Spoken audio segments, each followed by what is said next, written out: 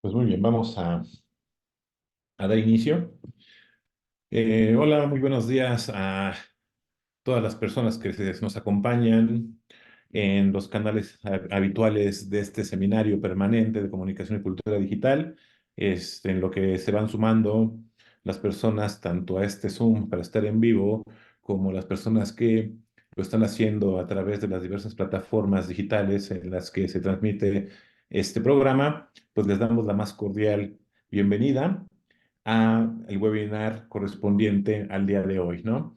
Ante todo, a nombre de el maestro Josu Garritz Alcalá, director de la Facultad de Comunicación, a nombre del doctor Jorge Alberto Hidalgo Toledo, coordinador de posgrados de la Facultad de Comunicación de la Universidad de Anáhuac, México, quien por razones de trabajo no nos puede acompañar el día de hoy, que es el conductor habitual, que nos acompaña todos los viernes. Se disculpa, sin embargo, bueno, pues hay que seguir adelante con lo que tenemos programado y establecido para nuestra audiencia. Les damos la más cordial bienvenida y a nombre del Human and Non-Human Communication Lab de la Facultad de Ciencias de la Facultad de Comunicación de la Universidad de Anáhuac, les damos la bienvenida. Y hoy es un día muy especial. Es un día muy especial porque vamos a hablar de un tema que me parece que es de suma importancia, me parece que es un tema que se tiene que reflexionar, que se tiene que discutir, que se tiene que profundizar. Y en ese sentido, eh, hoy tenemos que hablar de la obsolescencia programada en dispositivos móviles, ¿no? Un tema que, en lo queramos o no, nos afecta de manera directa y también de manera indirecta, ¿no? Como consumidores, porque pues, finalmente los temas tecnológicos siempre nos afectan y también siempre están en mesa de discusión, sobre todo por las actualizaciones, ¿no? También por los cambios tan recurrentes y tan rápidos que se van presentando, sobre todo en el ámbito de la telefonía, y en muy pocas ocasiones nos detenemos a reflexionar, ¿no? En muy pocas ocasiones reflexionamos sobre qué es lo que está pasando, cómo nos afecta. A veces solamente lo pensamos en el ámbito meramente económico, que con las implicaciones que tiene cambiar un equipo, ¿no? Que es lo que regularmente nos preocupa, y de repente se genera una cascada, ¿no? Porque aparece un dispositivo nuevo y la gente lo quiere tener y entonces se deshace del anterior, pero no se deshace del anterior porque lo vende para tener recursos, y es una cascada, ¿no? De actualizaciones que en mayor o menor medida, insisto, pues nos afectan, ¿no? Sin embargo, eh, también de repente dejamos de lado otras actividades, ¿no? Otros temas, otras preocupaciones, ¿no? En las que tendríamos que estar enfocados, ¿no? Como en este caso son las prácticas de consumo, ¿no? También las estrategias comerciales, entre otros tantos temas, ¿no? Entonces, el día de hoy tenemos a un invitado que, pues finalmente ha investigado los últimos quizás 5 años, probablemente ha estado haciendo su investigación sobre esta temática, y hace unos meses tuvo a bien concluir sus estudios doctorales, ¿no? Con una tesis fantástica, en la que le fue muy bien, ¿no? En su réplica. Y pues nada, para mí es un gusto presentarles a nuestro invitado, el doctor Dardo eh, Neubauer, que nos va a platicar sobre su investigación y sobre las reflexiones que ha hecho a lo largo de este tiempo sobre un tema que parece común, pero que realmente es muy complejo, ¿no? Es más complejo de lo que parece, ¿no? Entonces, Dardo, bienvenido. Y en un momento más hago una presentación formal de tu semblanza, etcétera, etcétera. Pero bueno, es un placer tenerte en este espacio. Una vez más, insisto, a nombre del maestro Josu Garritz Alcalá, director de nuestra Facultad de Comunicación, del doctor Jorge Alberto Hidalgo Toledo, coordinador de posgrados de esta Facultad de Comunicación, y un servidor, el doctor Alejandro López Novelo, co-conductor de este espacio. Pues te damos la bienvenida y es un placer tenerte en este espacio. Bueno, doctor Alejandro, muchísimas gracias por la invitación, antes que nada. La verdad, he seguido un poco la línea que viene trabajando en este webinar, que ya creo que desde el año pasado se viene desarrollando en el marco de la coordinación de posgrados de la Universidad de Anáhuac, y la verdad cuando me invitó fue un gusto poder aportar mis estudios, mis conocimientos sobre un tema que tiene que ver justamente con todo este ecosistema digital, que a veces nos centramos o nos quedamos en análisis vinculados en la plataformización de las comunicaciones o lo que tiene que ver con la digitalidad, y a mí la verdad lo que me interesa a veces es volver a lo material. ¿Qué está pasando con estos objetos tecnológicos que nosotros consumimos cotidianamente, a diario, que los tenemos todo el día en la mano, al lado de nuestra cama cuando dormimos, cuando salimos de nuestra casa en el bolsillo? Es como que una herramienta más que no nos desprendemos en todo el día, y cuando nos desprendemos nos preocupamos porque pensamos de que se va a acabar el mundo si nosotros no estamos enterados de lo que está sucediendo, cuando, ¿verdad? Excepcionalmente no pasa nada extraordinario. Entonces, mi interés siempre fue poder profundizar acerca justamente de esta materialidad, y también analizar este concepto de la obsolescencia programada desde una visión que no sea solamente tecnológica o una cuestión meramente mercantil, sino también rastrear un poquito qué hay detrás de esta práctica. Eh, yo siempre sostengo la idea de que a todas nos cuesta reconocer cuando somos parte de una estafa, porque podemos quedar como un poco tontos de que, uy, no, me estafaron, y reconocerlo es un proceso, pero a mí me interesa saber cómo justamente las personas, o bueno, o el universo de personas que entrevisté, también construyeron justamente un relato en torno a qué objeto tecnológico adquirían y justamente cómo empezaban a percibirlo en su utilidad, en su funcionamiento y en su vida cotidiana. Entonces, ese es un poquito hacia donde llegué con la investigación. Y bueno, les voy a hacer una presentación un poquito de analizar el recorrido de esta práctica para llegar justamente a estas ideas. Así que bueno, les voy a compartir una presentación, vamos a ir charlando sobre, hay algunos puntos importantes para también darle una contextualización a este término de obsolescencia programada, que a veces lo escuchamos, no sabemos bien a qué se refiere. Entonces creo que es más importante poder ahí ahondar un poquito más con más precisión este concepto. Entonces, Exacto. por Dame un eso, segundo nada más, Dardo. Sí, antes de que empieces, voy a leer sí, una breve semblanza y también retomar un poco de las ideas, ¿no? Tú dijiste algo que es sumamente difícil de aceptar, ¿no? Compramos un teléfono móvil, ¿no? Y pareciera ser que el teléfono móvil se convierte en la parte más fundamental de nuestra dinámica cotidiana, ¿no? Profesional, social, etcétera.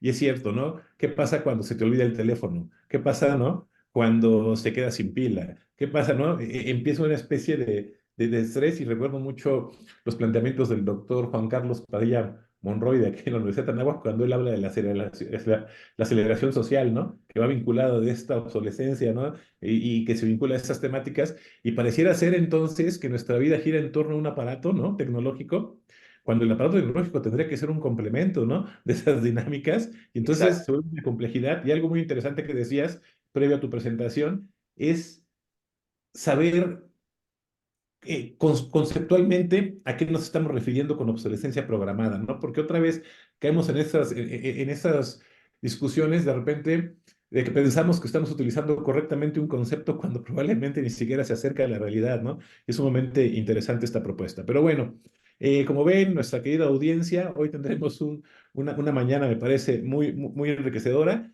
y al finalizar la presentación del doctor Neubauer, pues abriremos el conversatorio, ¿no? Para pues dialogar con nuestro invitado, para reflexionar, y entonces pues los invito, ¿no? A las personas que nos acompañan en redes sociales a que planteen sus preguntas y serán tomadas en cuenta, se leerán aquí al finalizar la presentación, y voy a hacer una muy breve semblanza de nuestro invitado porque así la envió, y me parece que hay más cosas que decir, pero bueno. El doctor, bueno, Dardo Emanuel Neubauer es doctor en Ciencias Políticas y Sociales por el programa de posgrado en Ciencias Políticas y Sociales de la Universidad Nacional Autónoma de México. Es profesor en la licenciatura en Ciencias de la Comunicación de la Facultad de Ciencias Políticas y Sociales de la UNAM, donde imparte desde hace 7 años las asignaturas Industrias Culturales y Marco Jurídico de las Telecomunicaciones y la Radiodifusión. Es profesor en la Maestría en Comunicación Periodística y sus nuevas tecnologías de la Universidad de la Comunicación. Es miembro del Seminario Permanente de Economía Política de la Comunicación y la Cultura de la Facultad de Ciencias Políticas y Sociales de la UNAM y de la Unión Latina de Economía Política de la Información, la Comunicación y la Cultura, ULEPIC. Es codirector de Archivero, medio periodístico especializado en la apertura y desclasificación de expedientes políticos y judiciales de la vida pública de México. Pues, querido Dardo, reitero la gratitud por estar en este espacio, por haber aceptado nuestra invitación y pues la audiencia y el espacio son tuyos. Bueno, doctor, muchísimas gracias. Entonces, bueno, como les comentaba recién en la introducción, un poco la idea es problematizar este concepto de obsolescencia programada, sobre todo vinculado hacia los dispositivos móviles, pero desde esta idea de prácticas de consumo, de cuáles son las estrategias comerciales que se pueden empezar a vislumbrar y qué dinámicas sociales se derivan justamente en este proceso. Hay dos imágenes que a mí siempre me gusta mostrar o traer a colación en este tipo de charlas sobre mi investigación y sobre bueno, los temas que estoy trabajando, que tiene que ver con esto. Muchas veces nosotros un cajón perdido de la casa lo abrimos y encontramos una cámara digital vieja, un teléfono viejo, uno, dos o tres cargadores que ya no sirven o que ya no son funcionales con los dispositivos que utilizamos, algún reproductor de música de MP3, de los viejos MP3, un iPod, y justamente estamos en un proceso me parece que de acumulación de tecnologías que han ido quedando desfasadas con el desarrollo tecnológico y que muchas veces los descartamos justamente y quedan derrumbados en un cajón y procedemos justamente a no saber qué hacer con eso. Entonces, este puede ser un punto de partida interesante para saber cuánto tiempo de vida útil tuvo esos dispositivos en nosotros.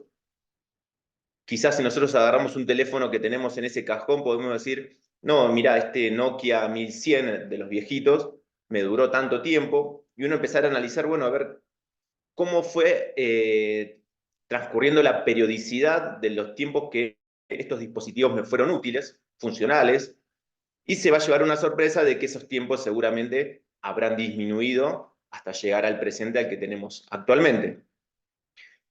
Del otro extremo, podemos decirlo, de esta noción de aceleración de este tiempo de consumo, encontramos este ejemplo, bueno, que es un ejemplo ya más de color, anecdótico, pero que está bueno traerlo a colación también. Este foquito de luz, esta bombilla de luz que vemos en esta imagen, es una bombilla de luz que está encendida desde el año 1901, en un condado, en un pueblito en California, Estados Unidos, en una estación de bomberos. Este mismo foco fue creado y nunca se ha roto, nunca se ha apagado, nunca se ha roto.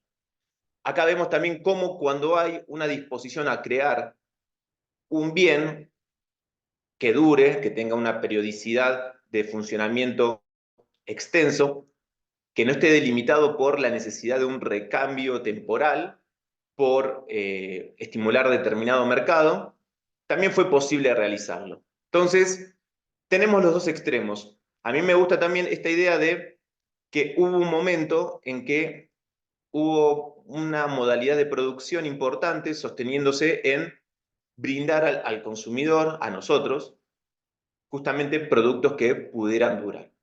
Vamos a ver cómo se problematiza esto, porque una cosa es una bombilla de luz, un foco, y otra cosa es un dispositivo tecnológico como un teléfono celular, donde intervienen muchos más elementos que hacen que justamente sea imposible pensar la duración mucho más allá de varios años. Vamos a dejarlo ahí. ¿A qué nos referimos cuando hablamos obsolescencia programada? Con el concepto de obsolescencia programada. Estamos hablando primero de una reducción deliberada de la vida útil del producto, o sea que hay una intencionalidad. ¿Para qué? Para estimular el consumo y la demanda y recrear cada vez más rápidos los ciclos de producción. Entonces tenemos una intención que persigue una finalidad económica. Acá entonces vamos a ver de que justamente hay alguien que lo provoca. Y ese alguien que lo provoca es difícil o cuesta que reconozca justamente que provoca esto, porque públicamente no sería una visión buena decir públicamente, sí, sí, hago un producto que lo fabrico para que deje de funcionar en determinado tiempo. Entonces, ahí es donde empieza a complejizarse esta idea de poder desentrañar cuáles son las formas en que adquiere esta obsolescencia programada. Porque justamente partimos de la base de que no hay un reconocimiento de este estímulo para recrear los ciclos de producción cada vez más rápido. Yendo un poquito más a desmenuzar este concepto, podemos hablar de el concepto de obsolescencia planificada, que quizás es muy similar, planificado, programado, no hay grandes diferencias entre un concepto y otro.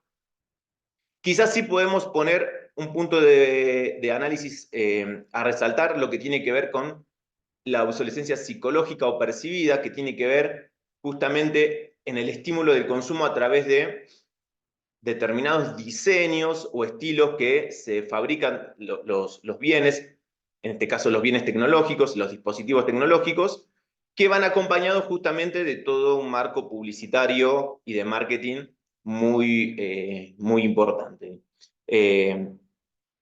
Quizás por cuestiones muy particulares de alguien que lo pueda precisar por algo muy específico, las diferencias entre que uno puede encontrar entre un iPhone 14 y un iPhone 15 quizás no sean de gran importancia a nivel técnico, más allá de estas cuestiones de diseño y de estilo que se construyen a través de la publicidad de este tipo de teléfono. Entonces, este también es un tipo de obsolescencia porque vemos que hay una idea de mostrar o evidenciar que un producto cada vez pierde su valor justamente por la salida del mercado de una gama más novedosa.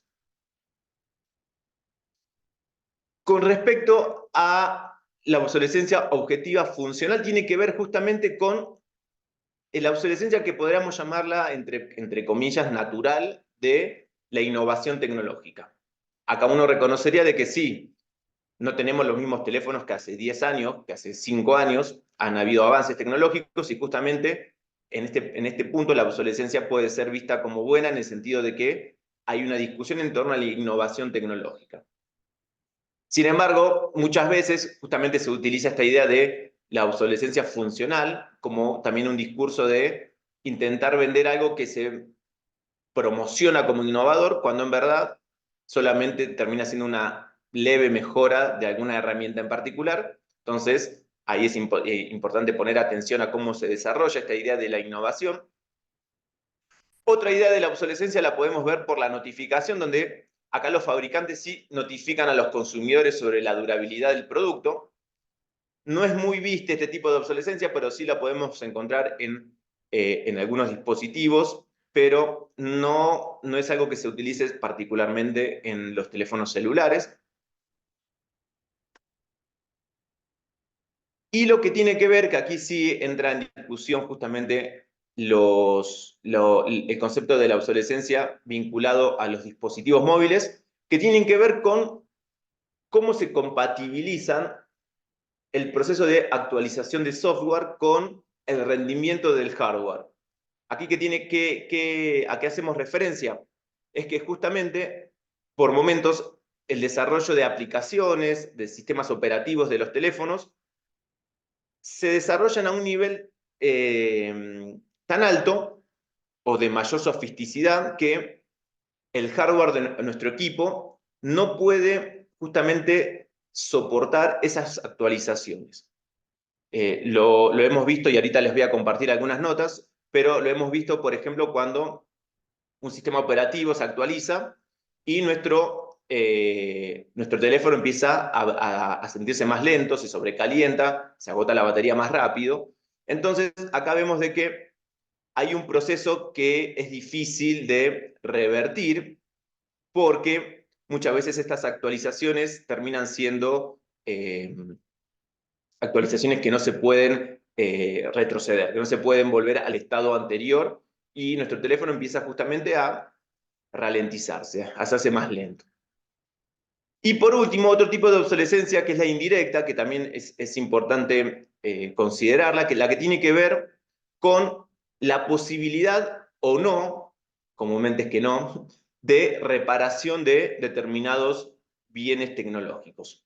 El ejemplo más claro es por qué nosotros actualmente no, o es muy difícil poder cambiar la batería de nuestro teléfono cuando nuestro teléfono funciona bien y nuestra batería empieza a perder capacidad de recarga.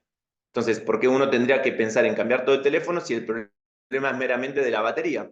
Entonces, ahí es justamente esta idea de la obsolescencia indirecta, porque los componentes no suelen ser accesibles o no se pueden reparar justamente para promover el cambio total del equipo. Entonces, ahí es un punto interesante también a poner atención. Cuando se empezó a hablar de esta idea de la obsolescencia programada de modo súper general, pero que empezó a verse discursivamente, fue justamente en el contexto de la crisis de la Gran Depresión de 1929, la crisis de la caída de Wall Street, etcétera, donde justamente para pensar la salida a esta crisis se pensaba, bueno, a ver, tenemos que empezar a producir más, pero si la gente no puede consumir, no vamos a poder salir de este agujero económico. Entonces, Bernard London, que era un agente inmobiliario, podríamos decirlo, de Nueva York, escribe un texto bastante interesante que podríamos considerarlo de forma amplia como la primera exposición en torno a el concepto de obsolescencia programada, que tiene que ver, este texto se llama Acabar con la depresión a través de la obsolescencia programada, publicado en el año 1932. Lo digo a grandes rasgos que este es el primer texto porque sí hubo discusiones previas, también en el fines del siglo XIX, pero bueno, vamos a tomar como punto de partida este texto. Bernard London lo que hace es, pide que la práctica de la obsolescencia programada sea dirigida desde el Estado para que el Estado mismo establezca los tiempos de durabilidad de un producto y para que la industria pueda seguir produciendo y poniendo en el mercado productos y estimular el consumo, como una salida de esta crisis del año 1929. Entonces, London lo que pone es el foco en que la obsolescencia programada no solamente que debe existir, no solamente que debe ser una práctica que se debe tomar como bandera para superar la crisis económica, sino que debe ser el propio Estado quien regule el tiempo de durabilidad de estos productos. Entonces, es muy interesante, pero bueno, lo planteó, obviamente no prosperó esto públicamente, no tuvo un auge mucho más allá de un texto bastante interesante, pero que quedó solamente en el plano discursivo, pero justamente puso en discusión esta necesidad de hablar de la obsolescencia programada. Uno de los ejemplos que más vamos a encontrar justamente en este contexto, en los años 30, es lo que se denominó el cártel Fibus.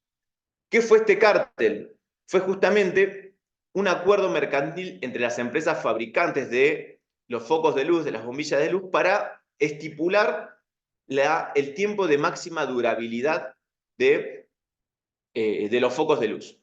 Nosotros recién al principio veíamos de que hay un foco que está durando encendido más de 100 años, desde 1901. Entonces estas empresas decían, si nosotros hacemos focos que duren prácticamente para siempre o que duren muchos años, nuestra industria va a quebrar, porque no vamos a vender, porque no vamos a comercializar, porque la gente va a tener un producto que no se va a romper. Tenemos esa capacidad de hacer productos que no fallen, pero si lo hacemos, nos vamos a ir a la quiebra. Entonces, en un acuerdo empresarial, justamente establecieron que se iban a empezar a fabricar los focos con una durabilidad de 1000 horas. Entonces, acá hay una práctica que justamente promovía la obsolescencia programada desde su momento de fabricación para estimular el consumo y el ciclo de comercio de este producto. Otro ejemplo que también se toma muy en cuenta para analizar los orígenes de esta práctica es la fabricación de las medias de nylon, que tiene justamente muchos años, pero que empezaron a ver que si disminuían la calidad del nylon con que las fabricaban, estas medias iban a durar menos y lo que iba a llevar al mercado a la necesidad de recambiarlas y de adquirir nuevas. Entonces, empezó a disminuir mucho la calidad del nylon. Actualmente creo que son muy frágiles las medias de nylon, de que cualquier mínimo se engancha con la uña y se rompe. Entonces, justamente también hubo una estrategia de disminuir la calidad de los productos para que se vuelva al mercado a adquirirlos. En este contexto también, a diferencia de London, Brooke Stevens, que es un diseñador industrial de los años 50, pero que empieza justamente a constituir esta idea de la obsolescencia programada, pero también desde el concepto ya percibido o psicológico. Ya no solamente esta necesidad de estimular el recambio temprano de un producto para salir de una crisis, sino de empezar a ver de que este recambio puede ser constituido no solamente desde la fabricación del producto, sino también desde su perspectiva publicitaria. Entonces decía que introducimos deliberadamente algo que hará esos productos estén pasados de moda, desactualizados, obsoletos, y lo hacemos con una sola razón, que es la de ganar dinero. O sea, sin ningún prurito, te lo dicen.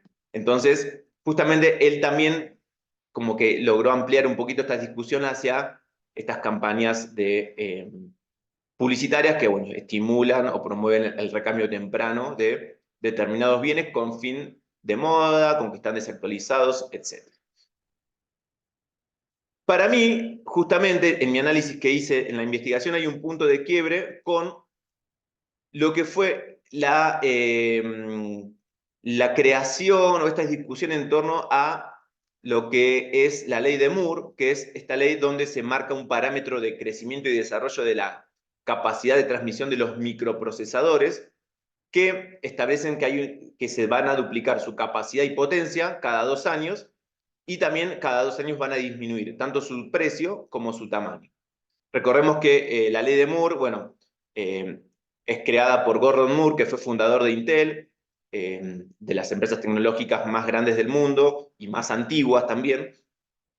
Entonces considero de que este momento, donde ya no se habla solamente de bienes industriales, sino de que también se habla de bienes tecnológicos, y de esta velocidad con que se establece o se planifica de que puede haber un recambio de los microprocesadores, nos lleva a pensar que estamos ante un proceso que la tecnología puede ser cada vez más rápida, pero si no hay un proceso de recambio de esa tecnología, la ley de Moore tampoco tendría mucho objetivo más allá que investigación científica, pero que se vería limitada a volcarse al mercado. Entonces es importante acá mencionar esta ley porque la ley de Moore establece de que si cada 2 años vamos a ofrecer un producto tecnológicamente mejor, con mayor capacidad a precios más económicos, de alguna forma tenemos que hacer que los productos que la gente ya tiene los deje de utilizar. Entonces, ahí esta ley de Moore justamente adquiere una relevancia importante también en el análisis de la obsolescencia programada. Como les decía, esta ley de Moore lo que tiene es una incidencia clave en este desarrollo de la obsolescencia tecnológica. Hasta el día de hoy la capacidad de transmisión y la capacidad de creación de nueva tecnología en los dispositivos tecnológicos ha ido acelerándose. La verdad desconozco si actualmente es cada 2 años, cada año y medio, cada 3 años, pero se ha marcado esta periodicidad de forma muy clara, muy evidente. Entonces, aquí es importante poner como un parte de agua, también considerando esta transición dentro de los modelos de acumulación históricos económicos. Nosotros hasta antes de hablar de la ley de Moore hablábamos de casos de modelos industriales, fordistas de producción, de cadenas de ensamblaje, de lo que tiene que ver con las cadenas de producción de las grandes industrias. Sin embargo, ya entrando en la década de los 70 y más que nada en los 80, vamos a ver que estamos transitando hacia un modelo de acumulación que tiene que ver con la flexibilidad de los modelos de producción. Si nosotros nos quedamos con el modelo anterior industrial, podemos ver de que solamente se nos ofrecían productos estandarizados, productos bases, y sin embargo con los procesos de flexibilización en la producción, ya entramos a toda una serie de gamas de producto, de nichos de mercado, de fragmentación de consumidores, y justamente la ley de Moore en este sentido permite también esta diversificación de producción, no solamente de la aceleración de los tiempos de producción, sino también de nuevos mercados, nuevos nichos de mercado, de consumidores, para esos productos nuevos que se van a fabricar.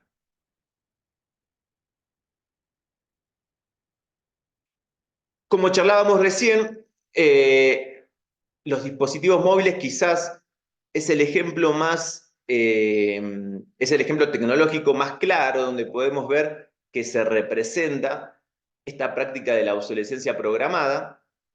Podemos ver que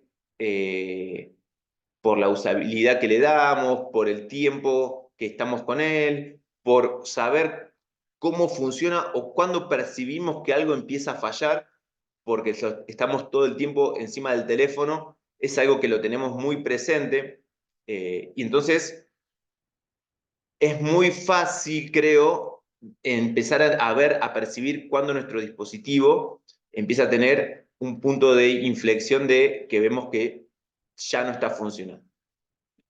Hubo algunos ejemplos, digo, en los dispositivos móviles, no solamente los celulares, sino también en reproductores de música, donde se han visto de qué forma se ha desarrollado esta práctica de la obsolescencia programada.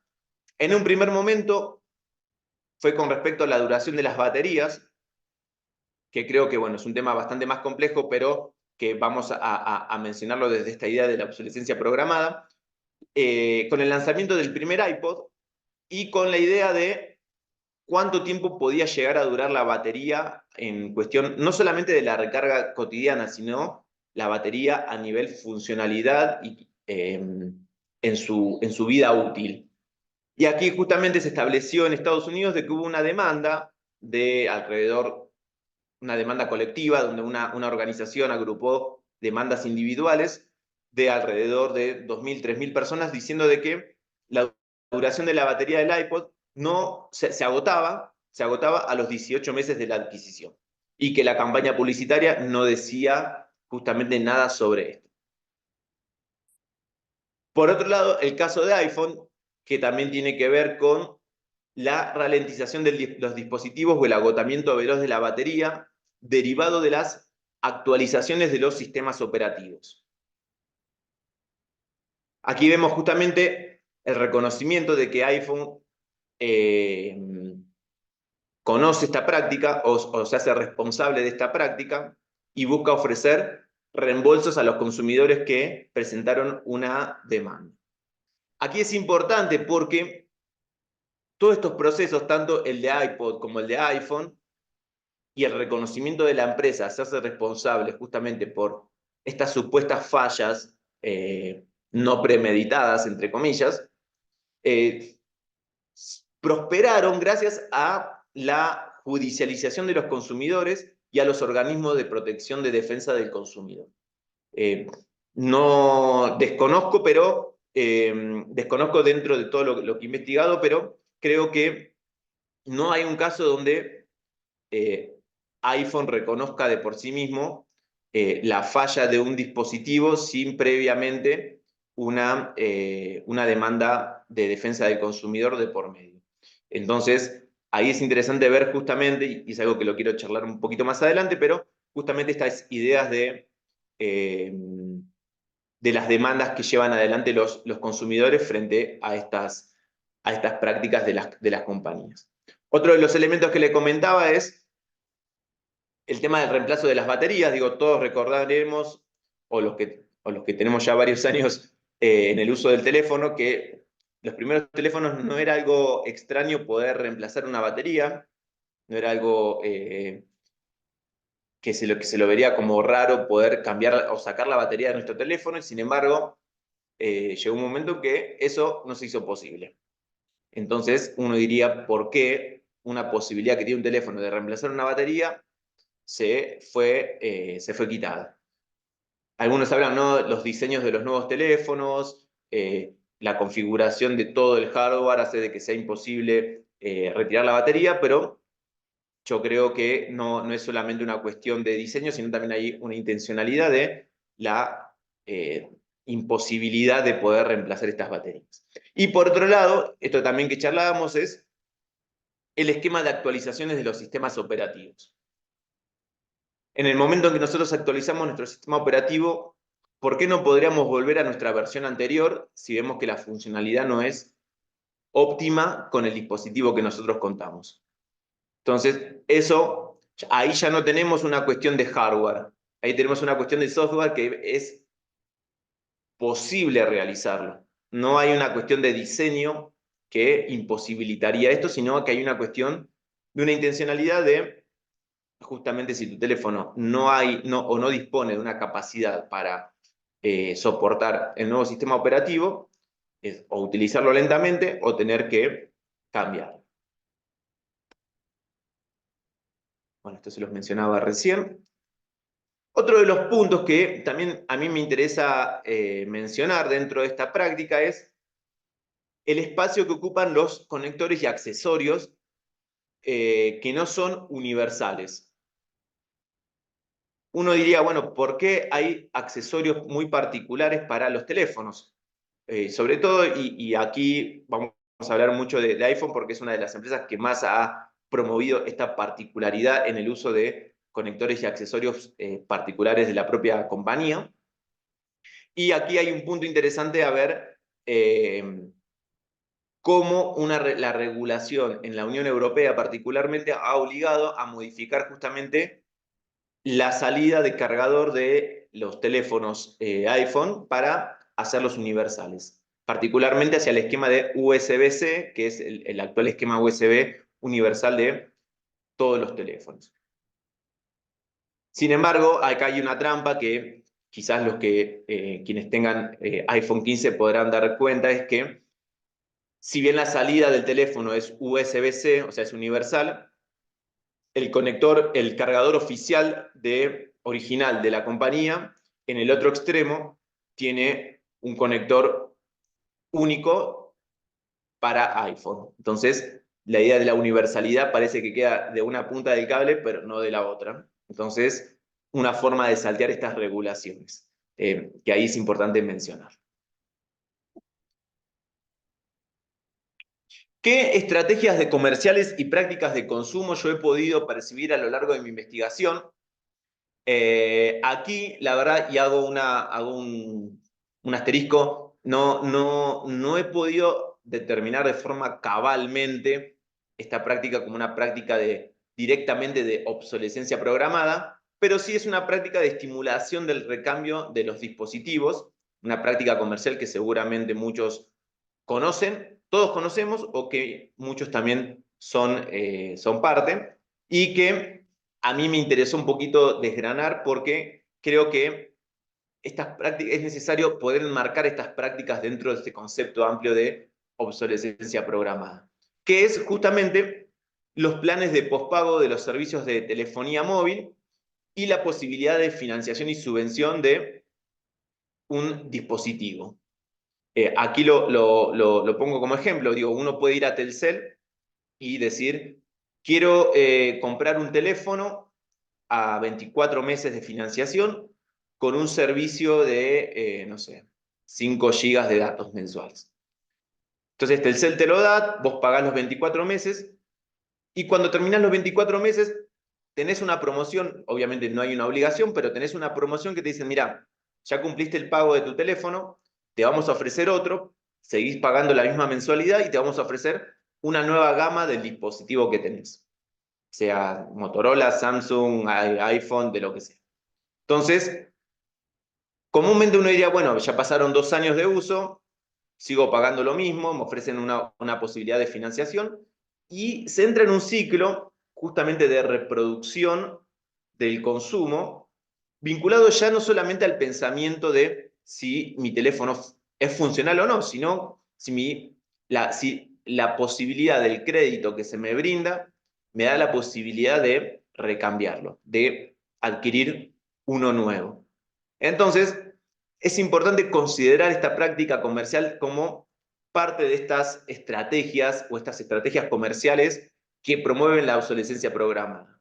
Estamos hablando de que ya no está de por medio la funcionalidad o la utilidad del teléfono a la hora de cambiarlo, sino la posibilidad de adquirir uno nuevo sin pensar que el viejo puede seguir funcionando. Entonces, digo, un ejemplo Telcel, pero digo Telcel, AT&T, Movistar, todas las compañías que ofrecen proveedoras de servicios de telecomunicaciones tienen estas estrategias comerciales. Aquí lo que vemos son estrategias que se dan entre compañías proveedoras de servicios de telecomunicaciones y compañías tecnológicas informáticas. Vemos que las compañías proveedoras de servicios de telecomunicaciones tienen la cartera de clientes y las empresas tecnológicas tienen el desarrollo tecnológico. Entonces, hay una economía sinérgica entre estas compañías. A veces, no sé si recordarán, pero cuando salió iPhone 15 se ofrecía, creo que primeramente en una compañía de forma exclusiva antes de que salga y después en el resto. Bueno, toda una serie de estrategias para poder promover justamente este recambio. Entonces, aquí creo que es importante seguir profundizando esta perspectiva, este estudio, el papel que ocupan los planes de financiación, la política de créditos para el consumo de bienes tecnológicos. Estamos hablando de bienes tecnológicos que son masivos, masivos según datos del Instituto Federal de Telecomunicaciones. El 95% de los hogares en México tienen teléfonos celulares. Entonces, creo que es importante seguir poniendo atención a estas estrategias comerciales y poder percibir justamente qué lugar ocupamos nosotros como consumidores dentro de estas ofertas y promociones que solemos escuchar, solemos ver. Algunos datitos para tener en cuenta dentro de esta capacidad de consumo. Perdón que la imagen se ve un poquito mal. ¿Cuál es la frecuencia con la que las personas modifican cambian sus teléfonos? En México, datos del año 2020, de hace 3, 4 años, pero establecían que casi la mitad de la población lo cambia cada 2 años. Y, bueno, más de 2 años el resto de la población. Es un dato interesante porque nos dice de que en promedio la mitad de los consumidores de teléfonos celulares piensan que la vida útil, más allá de la funcionalidad o no, es cada 2 años para recambiar el teléfono. Pero cuando vamos a ver las causas, cuando vemos las causas, estos todos son estadísticas de la página Statista, que es la página que hace justamente trabajos estadísticos sobre todo tipo, en este caso sobre tecnología. Cuando se pregunta muchas veces sobre cuáles son las causas de la renovación, vamos a ver que las dos principales causas son el teléfono falla o considero que ya mi teléfono es obsoleto. Entonces estamos hablando sobre meramente cuestiones de funcionalidad que tiene que ver justamente con el motor o la intencionalidad con que se piensa a la hora de cambiar el dispositivo móvil que se usa. Y este último dato, que lo vi justamente hace una semana, cuando estaba preparando aquí la presentación, es cuál es el porcentaje, bueno, dentro de este universo de encuestados, cuál es el porcentaje de las personas que cambian el teléfono sabiendo que todavía funciona. Y el dato de México se me hizo interesante porque casi un 30% de este universo de encuestados establece que cambia su teléfono a pesar de que todavía sigue funcionando. Aunque su modelo antiguo siga sirviendo, siga siendo útil para la tarea que lo utiliza. Sea trabajo, sea recreación, comunicación, etc. Entonces, creo que aquí también tenemos una perspectiva desde el consumidor, de ver justamente qué es lo que promueve este recambio. Nosotros, por un lado, al principio decíamos de que lo que promueve el recambio es las fallas, pero también tenemos un sector que lo recambia más allá de las fallas técnicas. Estimulación por lo nuevo, la idea de un fetichismo mercantil sobre el nuevo dispositivo que sale. Entonces, son datos que hay que empezar a darle un poquito más de sentido, un poquito más de problematización, pero que marcan en un primer momento un punto interesante de partida.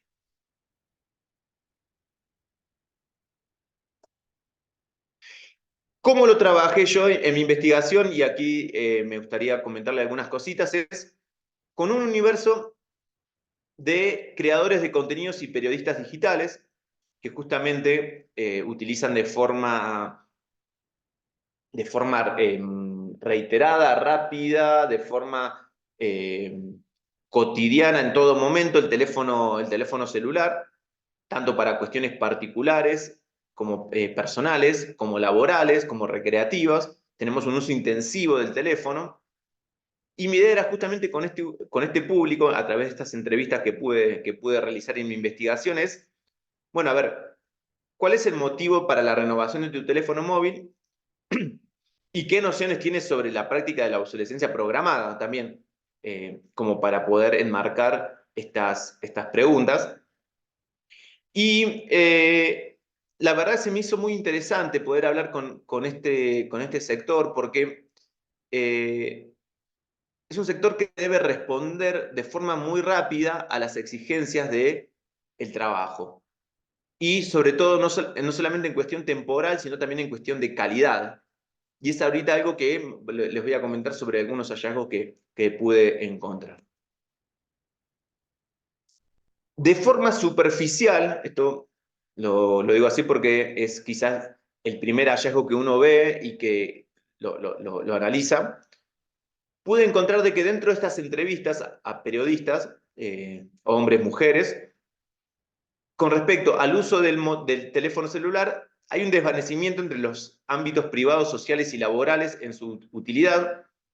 Esta idea quizás es eh, extrapolable a toda la población que utiliza teléfonos, pero que consideran el elemento técnico como el primer elemento que sale a la luz a la hora de la motivación para renovar el teléfono, que muchas veces esta idea de la motivación para renovar el teléfono se va a dar en relación a los esquemas de actualizaciones de los sistemas operativos y la funcionalidad de nuevas aplicaciones, sobre todo aplicaciones para la creación de contenidos y el desarrollo periodístico, que sean justamente útiles, que sean funcionales.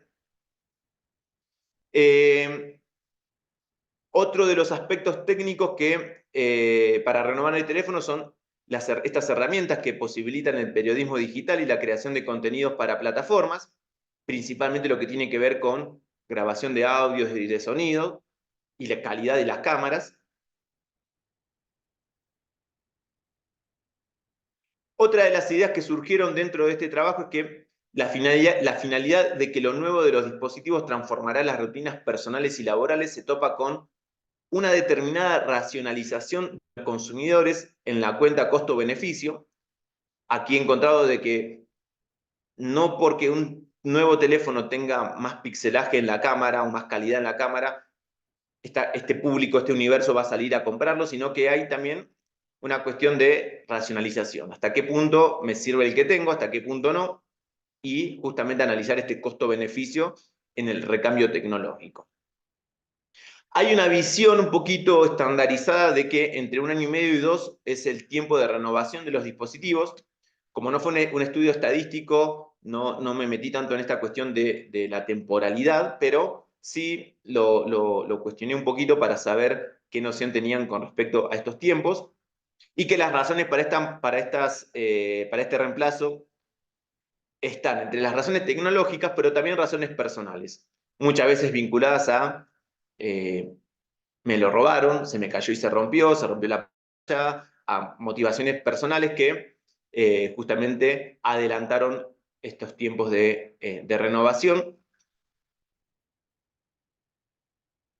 Acá pude encontrar de que no hay una linealidad directa entre estos planes de financiación que les comentaba recién y el recambio de teléfono, pero sí hay un desconocimiento sobre los términos y condiciones de los planes y las políticas de crédito para renovar el teléfono.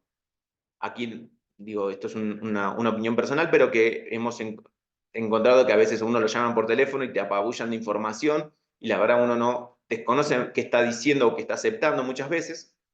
Y hay una visión generalizada del acortamiento de la vida útil de estos dispositivos. Eso es como que es una visión general de que sí, la tecnología cada vez dura menos. ¿Qué pude encontrar en este trabajo de campo que realicé en mi investigación?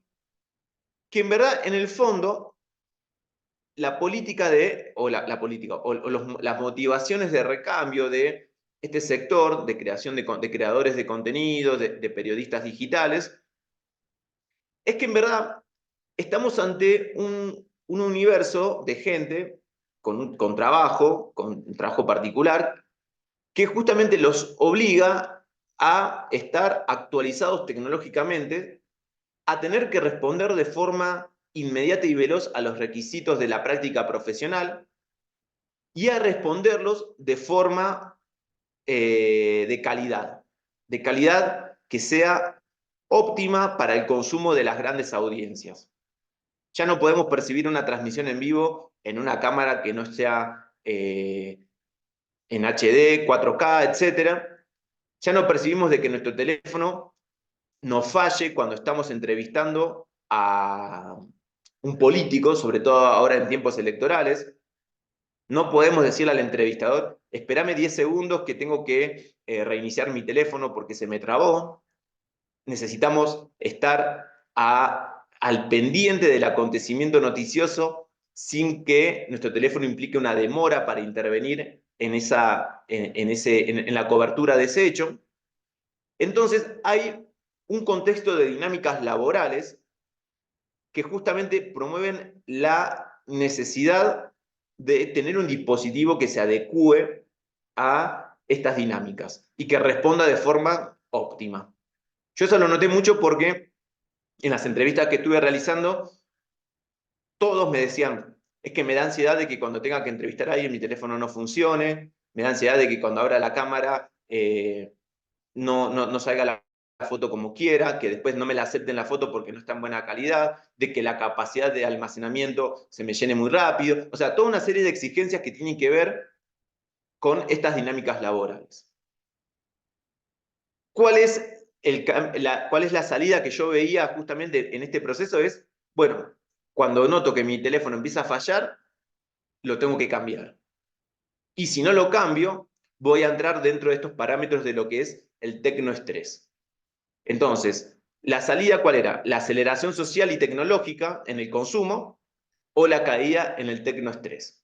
Y la verdad esto me llamó mucho la atención y lo considero como quizás uno de los puntos más importantes de mi investigación porque ya no estamos hablando de una cuestión meramente tecnológica o de fetichismo o de moda, de renovar el teléfono, sino también de las exigencias sociales en las que estamos inmersos. En este caso, en un público particular que es periodismo digital, la creación de contenidos digitales, entonces creo que es importante poder analizar la obsolescencia programada también dentro de estas dinámicas sociales. Por eso yo lo llamo la obsolescencia tecnosocial a este concepto, porque estamos atravesados por factores tecnológicos, pero que también se derivan de determinadas dinámicas sociales en las que estamos inmersos. En este caso, como les decía recién, en este público en particular.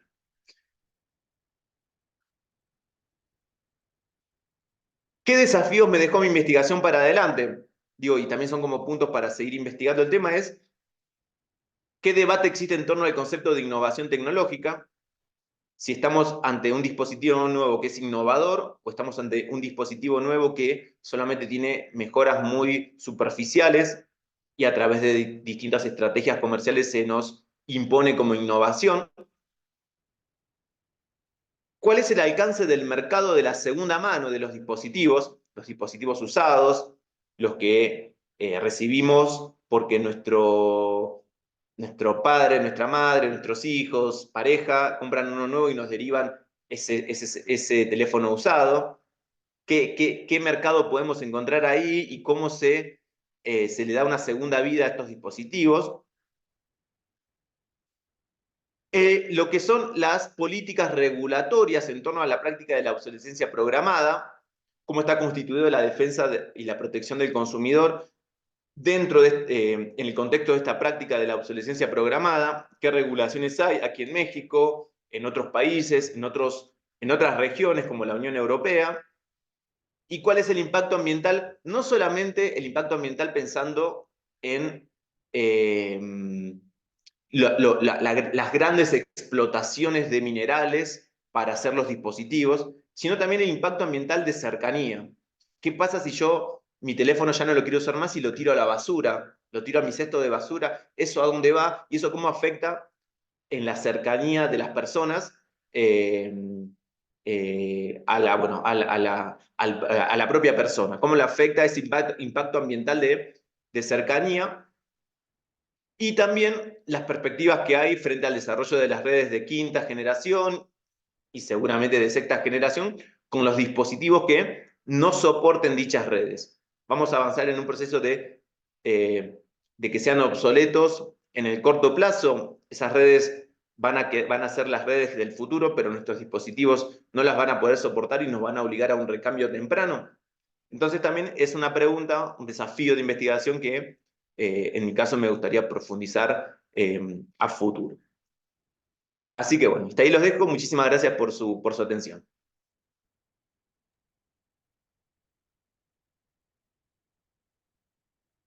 Muchas gracias, Dardo, por esta presentación, este recorrido tan completo que has hecho sobre, insisto, un fenómeno que parece común, pero que de común no tiene nada, ¿no? Y que es sumamente complejo, en lo que nuestros amigos, nuestra querida audiencia y las personas que nos acompañan aquí en este espacio de Zoom se animan a plantear sus preguntas, sus comentarios. A mí me gustaría hacer algunas reflexiones, comentarios en torno a la presentación que nos acabas de hacer, ¿no? Cuando hablabas y cuando planteabas la definición de obsolescencia programada, ¿no? Que es una reducción de la vida útil de un producto, ¿no?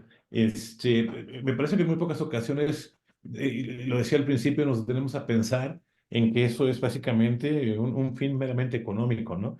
Es decir, es un plan que cuando tú haces el recorrido y nos empiezas a platicar del origen de la obsolescencia programada y lo encontramos que se deriva de una crisis económica, ¿no? De 1929 para empezar a acelerar los procesos económicos, etcétera, etcétera. Entonces empezamos a ver una complejidad, ¿no? De este concepto desde su origen, ¿no?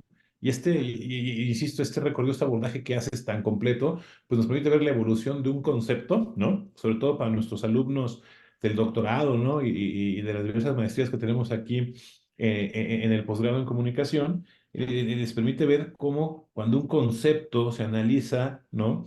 Cuando se revisa históricamente, pues empezamos a ver la complejidad y empezamos a entender desde dónde, ¿no? Podemos empezar a encontrar sus planteamientos y por qué es tan importante este trabajo, ¿no? Tú decías que de las cosas que me llamaron la atención, ¿no? Que la obsolescencia programada, pues tendría que ver con la obsolescencia funcional, ¿no? La psicológica, la informática, la actualización de software, ese recorrido tan interesante que hiciste, pues insisto, ¿no? De repente no somos conscientes de que todos estos procesos, ¿no? Intervienen, esos tipos de obsolescencia intervienen y nosotros regularmente solamente la entendemos a partir de lo que tú decías, ¿no? De un cambio de equipo, de un cambio de teléfono, ¿no? Pagamos 24 meses, ¿no? Tú lo decías, los planes que nos ofrecen de 24 meses y en teoría, pues tu teléfono sigue sirviendo, ¿no? O sea, tiene una vida útil y sin embargo en esta construcción económica, social, cultural, que tú planteas de este fenómeno, pues caemos en la trampa, ¿no? En la trampa de decir, lo tengo que cambiar, porque la versión que se acaba de salir es mejor que la mía y cuando tú empiezas a ver hasta qué vida útil puede tener un teléfono, descubres que son más de 2 años, ¿no? 3, 4, 5, 6, dependiendo del uso, ¿no? Que le des y también los cuidados que tengas con ellos, ¿no? Entonces, a mí me parece sumamente importante rescatar también esta vinculación que haces al principio, ¿no? Bueno, mejor dicho, a lo largo de la presentación y que nos llevaría todavía a complejizar más algo que en sí mismo es complejo, ¿no? La obsolescencia programada vinculada a la aceleración social y vinculado a un fenómeno que nos afecta, pero que otra vez muy pocos identificamos o que se habla muy poco de él, el tecnoestrés, ¿no?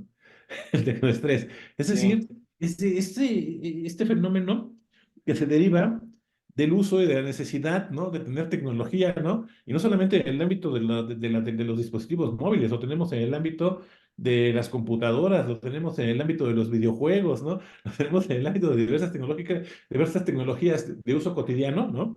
Que pareciera ser que están obsoletas y que de repente, si no las tenemos, empezamos a vivir en eso, ¿no? En ese estrés, ¿no? En ese estrés de decir, es que el iPhone 15 me da mejor rendimiento, ¿no? O el PlayStation, o vamos, el dispositivo del que hablemos, ¿no? Entonces, me parece que todavía este complejo que en sí mismo, ¿no? Tiene una dimensión muy amplia, le sumamos aceleración social y le sumamos tecnoestrés, y entonces tenemos algo sumamente, ¿no? claro, Interesante, claro. y tenemos un objeto de estudio sumamente complejo, ¿no? Y que tendría que abordarse en diversas investigaciones, ¿no? Y también esta idea que planteas de que para entender a la obsolescencia programada tenemos que entender los modelos de producción que intervienen para su aparición, ¿no?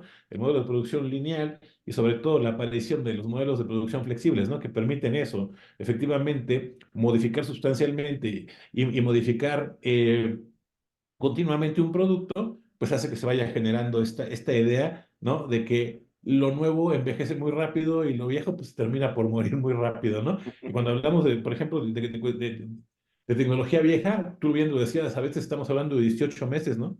De 24 meses, cuando antes probablemente pensabas en una tecnología vieja y decías, es que mi televisión tiene 10 años conmigo, ¿no? ¿Sí me Sí, sí, explicó? sí, sí. Y creo que eso es un fenómeno bien interesante que observamos, por ejemplo, cada fin de año con las ventas nocturnas, la gente que compra televisores, ¿no? Pantallas inteligentes, ¿no? Telefonía, y pareciera ser otra vez, ¿no? Que tienes una televisión, o un Smart TV, y pareciera ser que pues, Smart TV cumple su vigencia y necesito una nueva para que otra vez esta se me sea funcional y esté por ahí, en, respondiendo a mis necesidades, ¿no? Y también me llama mucho la atención, y con esto cierro estos comentarios, esta reflexión para empezar con el conversatorio, también esta idea de la presión social, ¿no? Que también influye, que también es una variable que de repente no se considera y que cuando revisábamos tu tesis, ¿no? Las diversas momentos que el comité revisó tu tesis, ¿no? Pues aparecía como una variable sumamente importante, ¿no? Y que no aparecía en otros estudios, la presión social, ¿no? ¿Qué pasa cuando tú de repente sacas el teléfono que sea y no es actual, ¿no? ¿Qué Claro, pasa claro, claro. si no tiene la capacidad de hacer una videollamada, o no tiene la capacidad de grabar video, no tiene la capacidad, pero es un teléfono funcional, ¿no? Entonces empieza eso, ¿no? Empieza otra vez un fenómeno, no sé si de discriminación tecnológica y social, ¿no? Social vinculada del uso de tecnología, ¿no? Entonces, me parece que ha sido una mañana sumamente interesante, tenemos un gran tema sobre la mesa y pues, Doctor, le hago un comentario con respecto a lo que decía y también es importante ver cómo esto, en los últimos años se ha también empezado a explotar todo el mercado de la tecnología vintage. Ya no solamente la tecnología te la hacen dejar de lado porque no tenés lo nuevo, sino que 10 años después te dicen, no, no, volvamos a la nostalgia del pasado para que vos vuelvas a experimentar, jugar, no sé, con la PlayStation 1, a usar un iPod, a usar un Discman, como esta idea de ampliar el mercado y de nuevo, ya no solamente con lo mejor, sino apelar a lo nostálgico del pasado para volver a traértelo. Entonces, es muy complejo justamente este análisis, ya no solamente de lo novedoso, sino de lo viejo, pero que es tan viejo de que ahora es nuevo, porque hay generaciones que quizás no lo vivieron y es necesario traerlo de nuevo aquí al presente. Sí, y es sumamente interesante y ahora que lo planteas, sí, por ejemplo, vas a comprar videojuegos, ¿no? Y encuentras que para todas las consolas actuales ahora te venden Atari, ¿no? Te venden los juegos, los de arcade, con una lógica muy rara, que cuando lo corres, ¿no? Por ejemplo, en las consolas actuales, de repente dices, híjole, o sea, sí está interesante Y sí, y es sumamente atractivo, ¿no? Traer el pasado al presente, ¿no? Y empezar a jugar, pero de repente dices, no, o sea, la lógica no es la misma, ¿no? No es la misma experiencia, por más que me digas que es el Atari, ¿no? Que son los 50 o 70 juegos de Atari, ¿no? O de Nintendo, etcétera, etcétera. Eso es bien interesante también porque efectivamente es otro tipo, ¿no? De obsolescencia y es otro tipo de estrategia, ¿no? De Claro. mercado. Pero bueno, por aquí Osvaldo. Te voy a abrir el micrófono, Osvaldo, para que plantees tu pregunta o comentario, por favor, y tú nos dices cuando ya puedas hacerlo. Listo. Por favor. Gracias, Dardo. No, de verdad. Definitivamente abordaste de una manera formal, científica, un tema muy preocupante y que impacta la tecnología, impacta la moda, impacta la alimentación. Creo que impacta todos los ecosistemas inherentes al hombre. Pero algo muy preocupante, con base a tu experiencia, a los hallazgos que encontraste, para que no quedes solo en tendencias, en modas, en iniciativas, ¿de qué forma crees tú que esta cultura, podemos hacer la transformación cultural del hiperconsumo y la obsolescencia digital, pudiera impactar y pudiera transformar realmente, pues en este cambio cultural del que estoy comentando, que realmente tenga un impacto y nos dé pues una modificación de la orientación hacia el sistema económico y de consumo que estamos teniendo? Mira, yo estoy justamente en este momento escribiendo un artículo sobre las políticas regulatorias en torno a la obsolescencia programada en el marco de la Unión Europea, y bueno, y viendo el escenario aquí en México. Analizando un poquito lo que es en la Unión Europea, digo, contexto europeo, obviamente no lo vamos a descontextualizar a esto, pero una estadística decía de que el 50% de las personas que usan telefonía celular, si le ofrecen la posibilidad de reparar su teléfono frente al recambio, lo recambiarían. Y que justamente entonces yo creo que por un lado tiene que haber una política regulatoria en este caso aquí en México lo podemos ver a través de Profeco, sería el órgano regulador de los consumidores, donde no quiero decir se exija o se obligue, porque a veces es a nivel económico, ya se demoniza al Estado de que está obligando a las compañías y se entra en una discusión más ideologizada, pero sí que se ofrezcan las posibilidades de que aquella persona que quiera avanzar en la reparación de su teléfono lo pueda hacer, o que, por ejemplo, se le brinde la información necesaria para saber velar sus derechos como consumidor en el tiempo de plazo de las garantías, en el tiempo estipulado de uso de esta tecnología de forma eficiente. Entonces creo que por ahí puede ir algo en las políticas regulatorias sobre la información a la que los consumidores pueden acceder y también brindar estas posibilidades tanto de reparación como de reemplazo de determinadas piezas de los dispositivos. A nivel cultural, digo, esto no va a cambiar nada si en verdad no hay una transformación cultural de que la gente diga voy a reparar mi teléfono más que comprar uno nuevo. Entonces, ahí es donde entra la transformación cultural y yo creo que es una batalla muy compleja porque estamos frente a las compañías más grandes del mundo, con un poder económico, pero también un poder conceptual, mercadológico, muy, muy poderoso, que uno diría necesitamos mayor educación frente justamente al consumismo y las implicaciones del hiperconsumismo. Entonces, podría ir por ahí, pero sabemos que nos enfrentamos tenemos enfrente a las grandes corporaciones globales que justamente promueven este recambio. Yo creo que analizar el hiperconsumo desde el impacto que genera en la naturaleza, en nosotros mismos, en las grandes ciudades, en la contaminación, en todo lo que tiene que ver con los modos de producción a gran escala en los países donde se producen estos teléfonos, por ejemplo China, creo que podría empezar una discusión cultural sobre el modelo de consumo que tenemos actualmente. Si esta práctica de la obsolescencia programada lo llevamos al análisis, digo, yo no lo he hecho, pero podría ser de lo que son la cultura fast fashion de consumo de ropa, también, digo, ahí tenemos una idea de hiperconsumo ropa barata, nueva, y estar constantemente cambiando. Entonces, ahí eso va a seguir existiendo si nosotros no tenemos un cambio cultural sobre el consumo de esos productos. Entonces, yo creo que un punto de entrada es sobre las consecuencias. A esto nos está llevando este hiperconsumo. Pero bueno, como decía al principio, tenemos enfrente a estas grandes corporaciones donde muchas veces es el David contra Goliat. Muchas gracias por la pregunta, Juan. Muchas gracias, Dardo.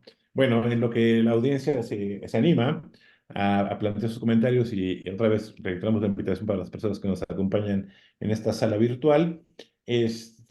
¿Cuáles son los riesgos, Dardo? Ahorita lo estaba pensando. ¿Cuáles son los riesgos de no abordar estos objetos de estudio? Que, insisto, son tan comunes a nosotros, ¿no? En cuanto a uso, en cuanto a acceso, uso, no sé si apropiación, pero por lo menos en cuanto a acceso y uso, ¿cuáles son los riesgos de no atender, ¿no? Este tipo de fenómenos en el ámbito de la comunicación?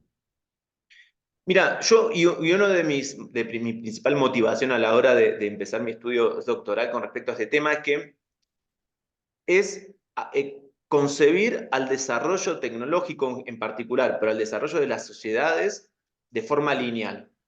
Yo creo que esa linealidad de que, a ver, mañana vamos a estar mejor que hoy y el año que viene vamos a ser mejor, y esa linealidad, sin una visión crítica, analítica de hacia dónde estamos yendo y qué es lo que hicimos, me parece que ahí hay un peligro para el campo de la investigación en general, de concebir esta mirada positivista de que todo avance tecnológico es mejor.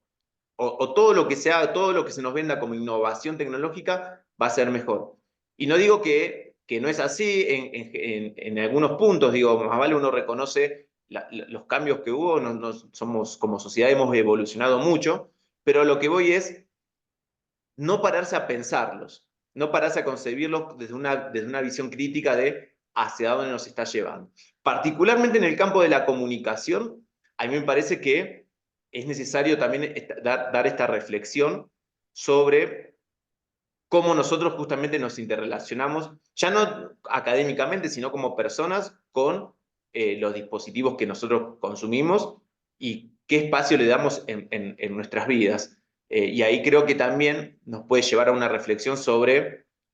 hay un dato muy interesante que a mí me gusta de los teléfonos que tienen, o las aplicaciones, y algunos teléfonos también, que es sobre el tiempo de uso que uno le da por día al teléfono.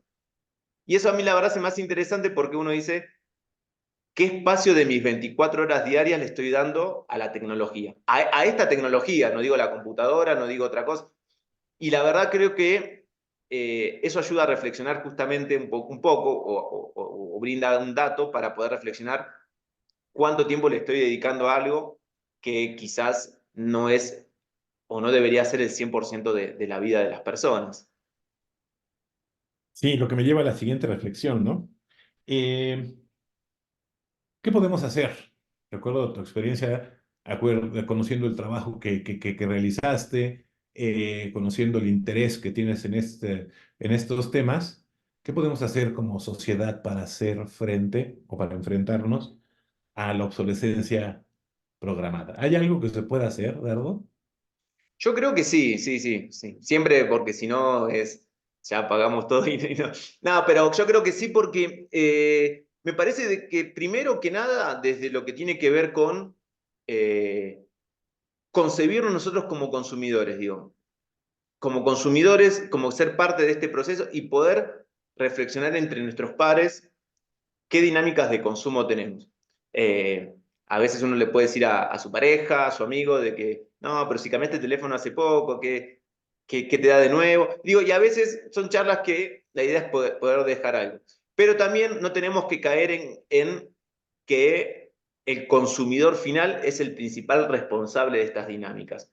Porque también es muy fácil culpar a la persona individual de su decisión autónoma Ujú. de una dinámica global. Entonces, está bueno verlo desde el cotidiano, desde el uno a uno, pero concebir de que nosotros no somos responsables total de todo esto que estamos viviendo. Entonces, ahí es donde entran las políticas regulatorias de los estados, de los organismos supranacionales, que deben justamente poder abordar este tema complejamente. Por ejemplo, yo estaba en este artículo que estoy escribiendo viendo cuáles eran las propuestas en torno a la obsolescencia programada aquí en México.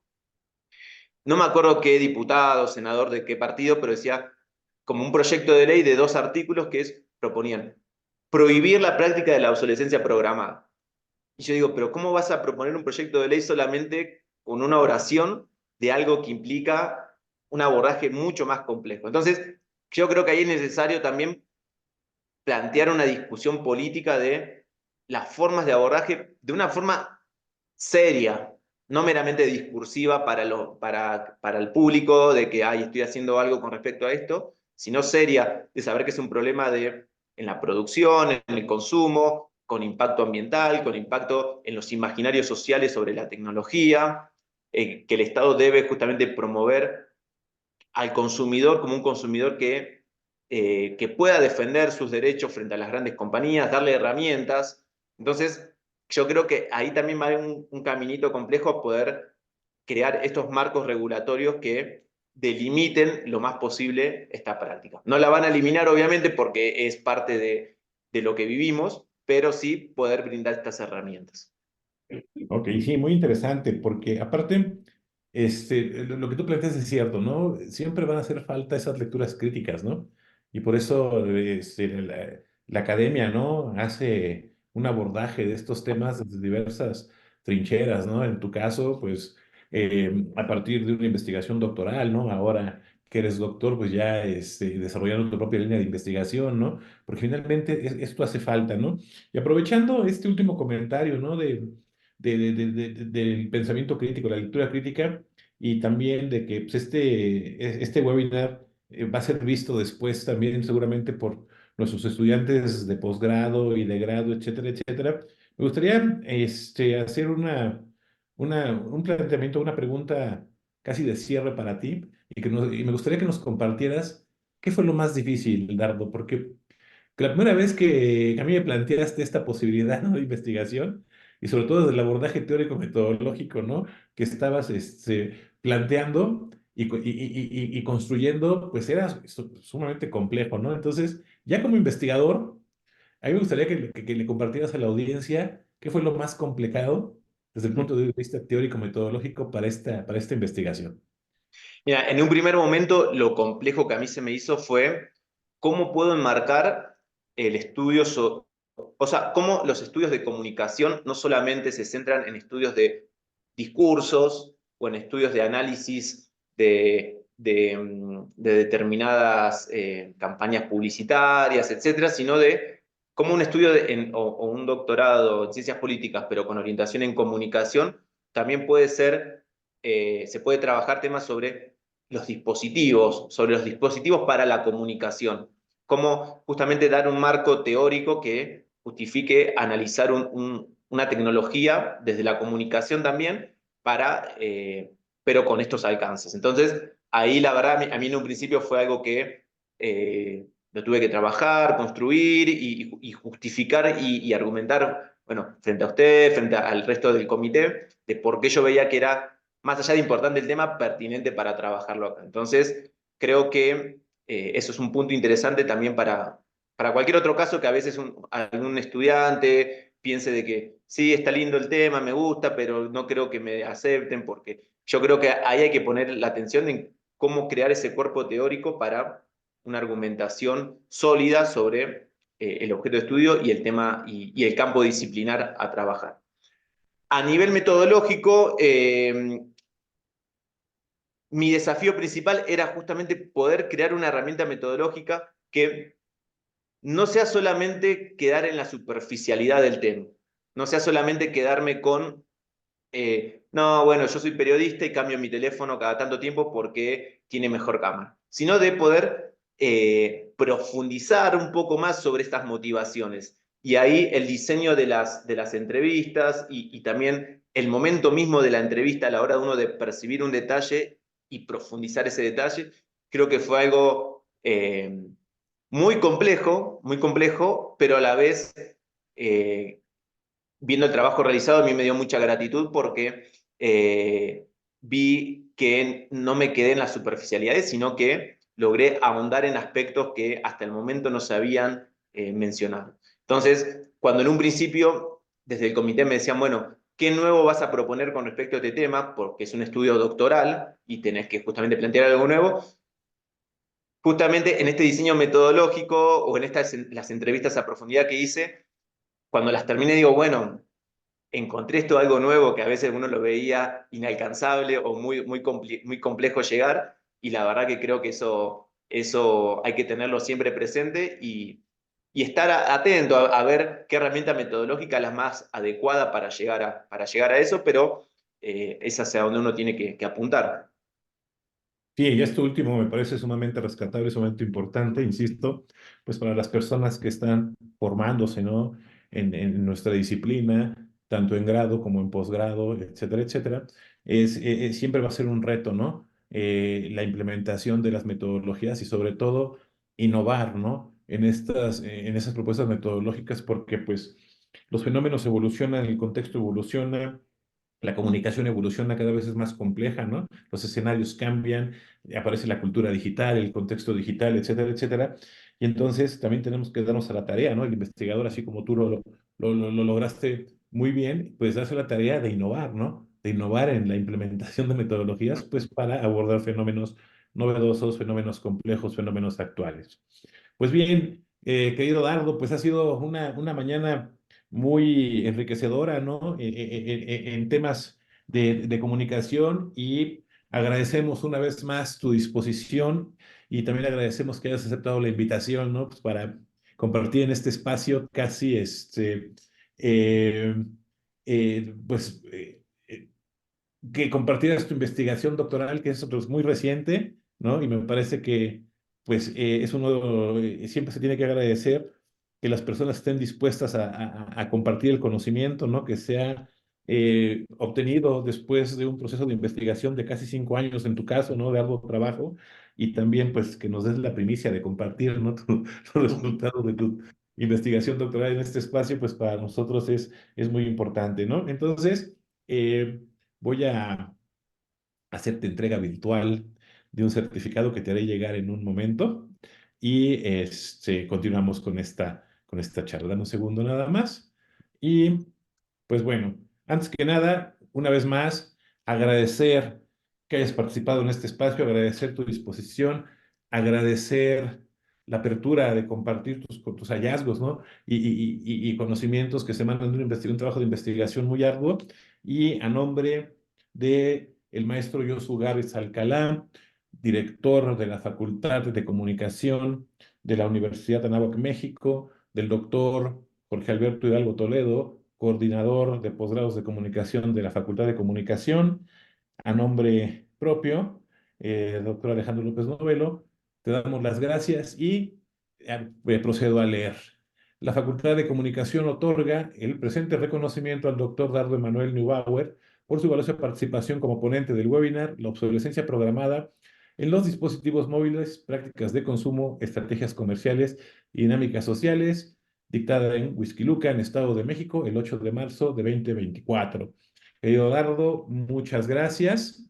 Y a nuestra audiencia les reiteramos nuestra invitación para que nos acompañen la siguiente semana, porque hablaremos de otro tema sumamente atractivo y que deja un poco la tecnología, pero nos habla de un fenómeno social que tiene un impacto muy importante en México. La próxima semana contaremos con la presencia del maestro Javier Ascari del Carmen Clemente, que es un doctorando, ¿no? Del programa de posgrado en Ciencias Políticas Sociales de la UNAM, que nos va a hablar de parte de su investigación y nos traerá a la mesa el tema llaveos y contrallaveos de la investigación de la lucha libre mexicana en este mismo espacio, mismo canal. Dardo, agradecer una vez más tu presencia y tus comentarios finales.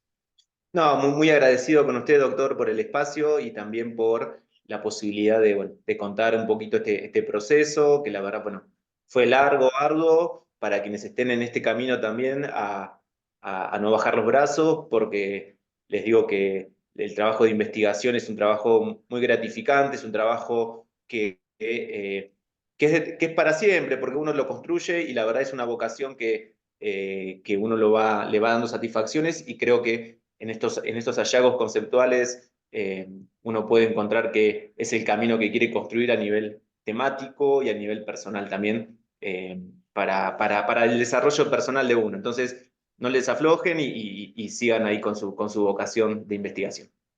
Pues muchas gracias y el espacio sigue abierto para cuando quieras compartirnos alguna otra investigación, será siempre bienvenido. A nuestra querida audiencia, les Muchísimas gracias. agradecemos como siempre su asistencia y su participación a este espacio virtual, a este espacio de discusión, a este espacio donde la comunicación adquiere, ¿no?, un significado muy amplio, y donde al final de cuentas lo que tratamos de hacer es poner sobre la mesa, ¿no?, los temas que al final del día son cotidianos para nosotros, los fenómenos de comunicación que ocurren todos los días.